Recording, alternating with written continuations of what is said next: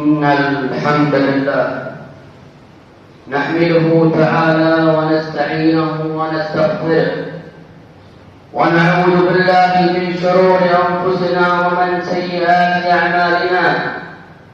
من يهد الله فلا مضل له ومن يضلل فلا هادي له، وأشهد أن لا إله إلا الله وحده لا شريك له، وأشهد أن محمدًا عبده ورسوله بلغ الرسالة وأدى الأمانة ونصح للأمة وكشف الله به الأمة وجاهد في الله حق جهاده حتى آتاه اليقين.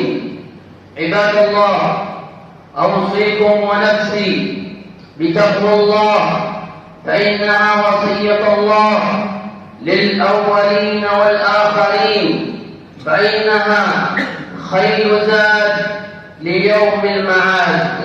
قال الله تعالى: يا أيها الذين آمنوا اتقوا الله حق تقاته ولا تموتن إلا وأنتم مسلمون.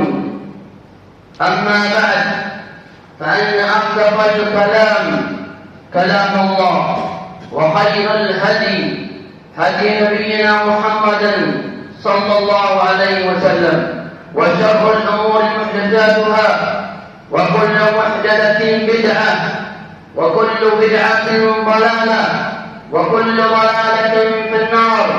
أجارنا الله وإياكم من النار.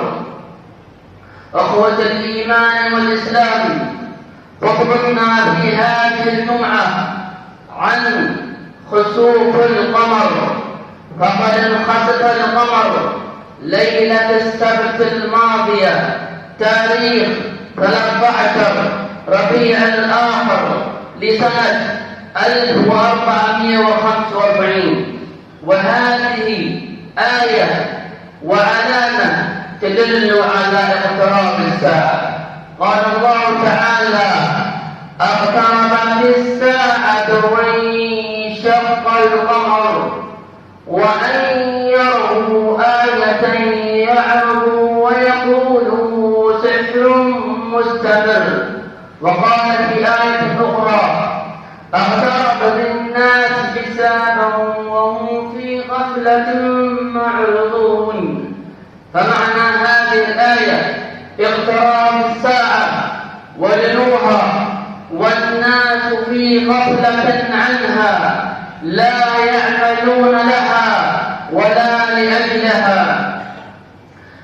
فالخسوف والكسوف يذكرنا بيوم النشور. قال الله تعالى في الكتاب الكريم: فإذا برق البصر وخسف القمر وجمع الشمس والقمر يقول الإنسان يومئذ أين المفر. وجاء في الحديث عن أبي مسعود عقبة بن عمرو الأنصاري رضي الله عنه قال: قال رسول الله صلى الله عليه وسلم حينما قام خطيبا في صحابته الكرام مصابيح الهدى وقناديل الهدى، قال: إن الشمس والقمر آيتان من آيات الله يخوف الله بهما عباده، وأنهما لا ينخسفان لموت أحد من الناس، فإذا رأيتم منهما شيئا فصلوا وادعوا حتى ينكشف ما بكم. أيها المسلمون، إن الحكمة من الكسوف والخسوف تذكير الله لعباده.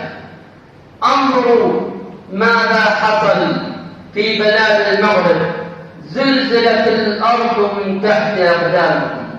انظروا ماذا حصل في شرق ليبيا في بلد عمر المختار، بلد المليون شهيد، حين أتاهم السيل عرمرم أخرب قرية كاملة لهول منظره أذكى العيون وخشعت له القلوب.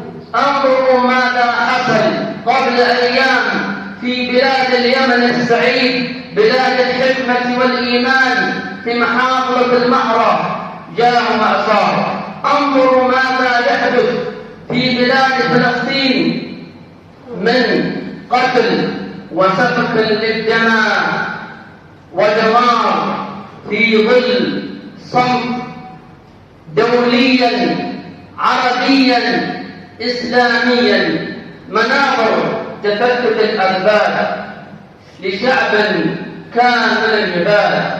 إنه شعب الأقصى المبارك، شعب فلسطين العربية الإسلامية الأبية المنسية، يقتل رجاله وشبابه ونساءه وأطفاله، ونحن صامتون، ونحن لدينا جيوش جرارة لا نستطيع أن ننصرهم أو نقاتلهم. أي هون هذا؟ أي ظلم هذا؟ فالأمة العربية الإسلامية تحتاج إلى قائد يقودهم إلى بر الأمان. قد قلت ما سمعتم، وأستغفر الله العظيم لي ولكم من كل ذنب وخطيئة فاستغفروه إنه هو الغفور الرحيم.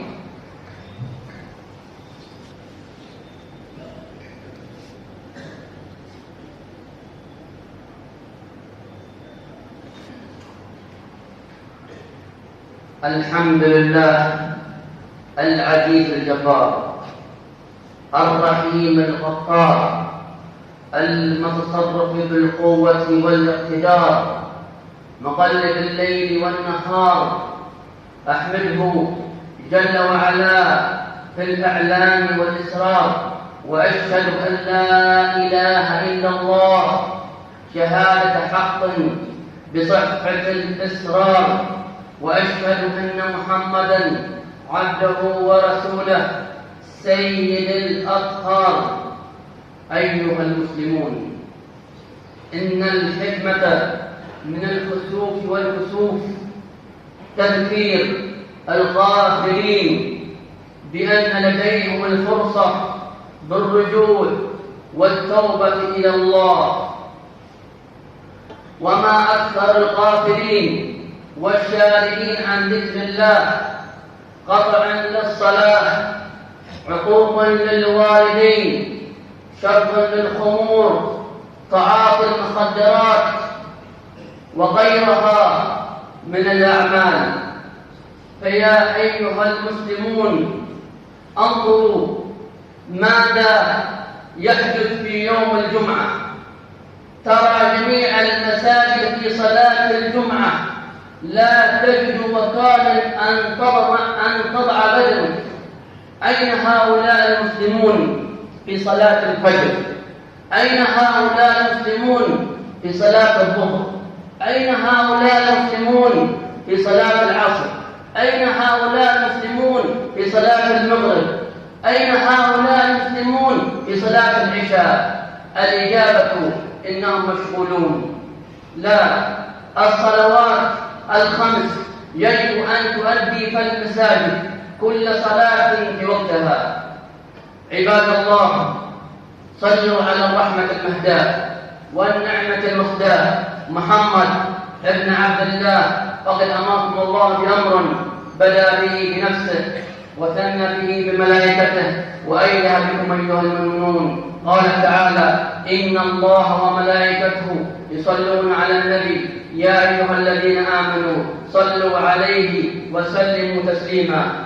اللهم صل على محمد وعلى آل محمد كما صليت على إبراهيم وعلى آل إبراهيم، وبارك على محمد وعلى آل محمد كما باركت على إبراهيم وعلى آل إبراهيم في العالمين إنك حميد مجيد. اللهم ارحم أصحابك الكرام الأئمة الأعلام ساداتنا في المقام العلي والقدر الجليل أبو بكر وعمر وعثمان وعلي، وعنا بمنك وكرمك يا أرحم الراحمين. اللهم اعز الإسلام والمسلمين وذل كفرة المشركين أعداءك أعداء الدين، اللهم انصر الإسلام والمسلمين في كل مكان.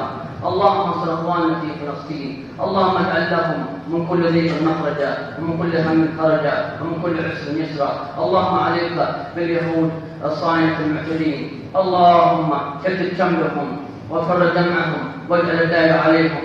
اللهم آتنا في الدنيا حسنة وفي الآخرة حسنة وقنا عذاب النار. اللهم اكفنيهم بما شئت. اللهم اجعلنا في نحورهم ونعوذ بك من شرورهم. اللهم اجعلنا في نحورهم ونعوذ بك من شرورهم. عباد الله، إن الله يأمر بالعدل والإحسان وإيتاء ذي القربى وينهى عن الفحشاء والمنكر والبغي يعظكم لعلكم تذكرون. اذكروا الله العظيم يذكركم واشكروه على نعمه يزدكم ولذكر الله أكبر. وقولوا الله يعلم ما تسمعون وقوموا إلى صلاتكم.